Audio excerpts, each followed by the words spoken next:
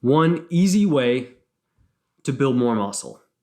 No, this is not some special hack, and this is definitely something you've heard of before, and that is sleep. So in this video, we're going to discuss a new study on napping, and if that helps, I'm also going to kind of discuss three tips that you can do to improve your sleep levels, because we have the training, we have the nutrition, and I feel like people are really good at getting those locked down, but then they kind of let sleep slide, or they let stress levels slide and that sort of thing. And I've done the same thing, but these things have helped me out, and hopefully it will help you out as well. So the study on napping, this was reviewed by MASS, the research review by Eric Helms, Mike Zordos, Greg Nuckols, and Eric Trexler. And basically the study had physically active males, and they had 4 different groups. So no napping, 25 minutes, 35 minutes, 45 minutes.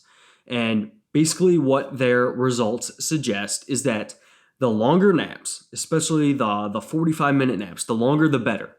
It improved subjective ratings of stress, subjective ratings of sleep, which makes sense, subjective ratings of fatigue levels. It improved jump performance, and it also improved cognitive performance.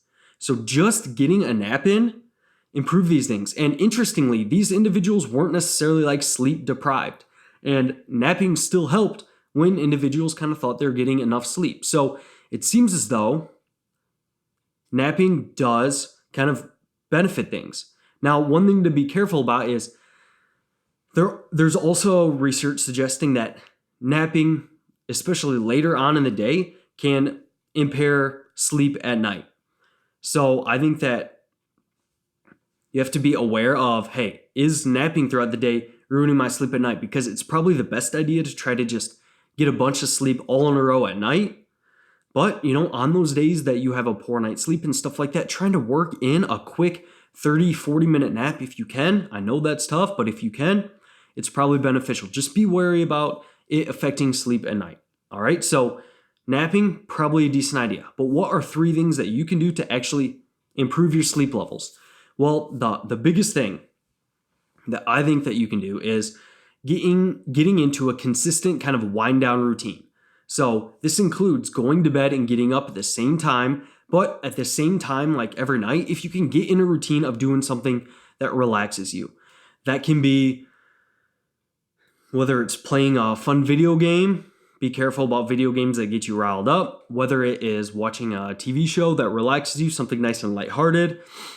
If it is reading a book, whatever it might be, doing something like that. Personally, about 2 hours before I go to bed, I start reading. And I am so ready to go to bed by the time of that. And reading just knocks me out. And that's what works really well for me. And keeping that consistent routine really helps for me. Because I had times earlier on in my undergraduate degree to where, man, sleeping was tough. And I got anxious every single night because I didn't think I would be able to get to sleep. And it just kind of compounded to where that sleep anxiety made me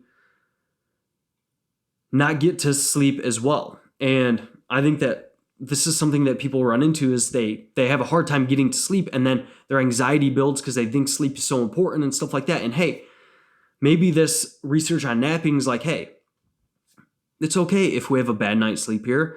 Try not to force it. We can just take a nap the following day. And having that mentality might reduce some of that sleep anxiety. And I think that's something that's helped me is if I can't sleep, getting out of bed and going and reading a book and not putting too much pressure on myself and getting the wheels turning while I'm in bed really helps me out. So I think that if you are in a situation where you can't sleep, getting out of bed, doing something relaxing can really help. All right. So that's kind of the first tip, getting in a consistent sleep routine.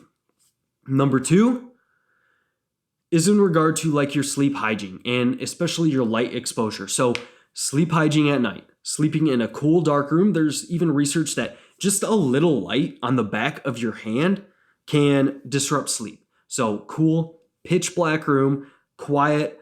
Maybe you have some white noise. Some people like that, but cool, dark room, probably pretty important. Also, decreasing your light exposure towards bedtime, whether it is through phones, whether it's wearing some blue light blockers, whatever it might be, that can potentially help. Also, on the flip side, getting in enough daylight earlier in the day and getting out in the sun and that sort of thing kind of before lunchtime or something like that can also really help. So daylight earlier in the day, kind of setting your circadian clocks earlier, and then also avoiding light later at night can help out with that, all right? And there's some research that suggests that lifting in the morning can help, and my anecdotal experience is that, hey, on days I lift in the morning, it seems like I sleep better at night, but I've also been lifting in the morning for a while now, and along the same times of starting to lift in the morning, I also started with the sleep hygiene and stuff like that. So there's a ton of confounding variables there, but hey, maybe that's something, if you really struggle at sleeping at night, maybe that's something you try out as well, all right? So the second tip is getting some daylight earlier in the day, avoiding it later in the day, and having a cool, dark, kind of quiet environment to sleep in, all right? And then number 3 thing is playing with your food intake before bed.